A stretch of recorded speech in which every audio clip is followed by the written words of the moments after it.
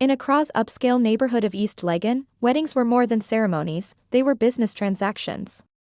And in this world, 27-year-old Akua Owusu was considered a hot commodity.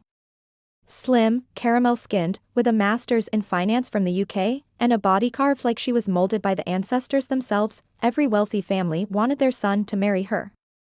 But Akua had a secret. A big one.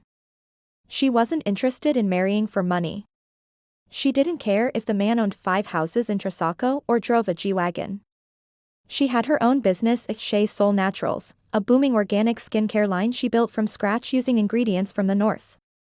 She was proud, independent, and dangerously uninterested in the usual Ghanaian fairy tale of rich man marries fine girl. So when Kabi Mensah, the heir to Mensah Holdings, a real estate empire, proposed to her at a rooftop dinner with saxophone music and sparklers, the whole city expected her to say yes. She didn't. Within 24 hours, #WhoRejectsKabi was trending. People called her names, arrogant, spoiled, ungrateful.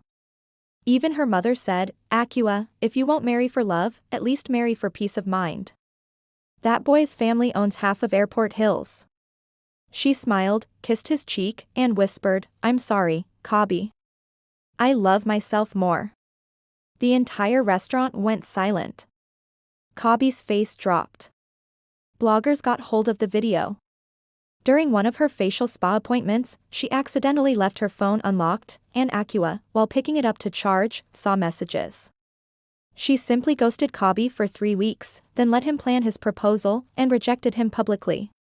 "You coming tonight?" "Don't worry, your dad won't find out." The sender? Kabi. But Akua stood firm. She wanted purpose, not a paycheck. She had known about the affair months before the proposal. His name was Kojo Dankwa, a humble videographer who had once filmed her skincare promo ads. Short, dark-skinned, dreadlocked, and from Ho. No generational wealth. No famous last name. But he treated her like a queen. That's when the twist came. Was that Kojo had helped expose Kabi's scandal. He'd been the one who tipped off MAME Digital with the photos of Surwa and Kabi at a private beach in Ada. Just family, friends, and love that didn't need to be proven with money. A month later, Ghanaweb dropped a story that shook the whole country. Kabi Mensah caught in secret love child scandal with his father his ex-mistress. Yes. You heard right. Kabi had secretly fathered a child with Surwa Apia, the same woman who had once dated his father. The news spread like fire. Accra was on fire with gossip. Twitter spaces were held at 2 a.m. just to break down the family tree. But he never led with his wallet. He led with his vision. And that's what Akua loved. People started to say, so Akua actually dodged a bullet. But it didn't end there. A blogger named MAME Digital released a follow-up report, claiming that Akua's rejection of Kabi wasn't just intuition. You see, Surwa Apia used to be Akua's loyal customer.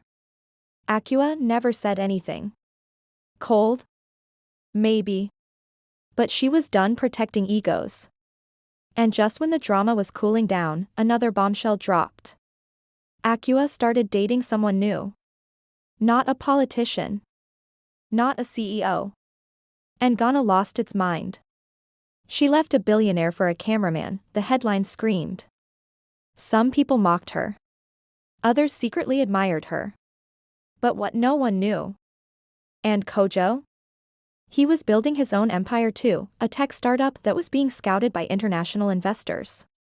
Years later, Akua and Kojo got married in a small, beachside ceremony in Cape Coast. No influencers. No sponsored hashtags. And as the sun set that day, people finally understood, Akua didn't reject wealth. She rejected pretense. Because in a world where everyone was performing for clout, Akua chose something rare. Real love. And real peace.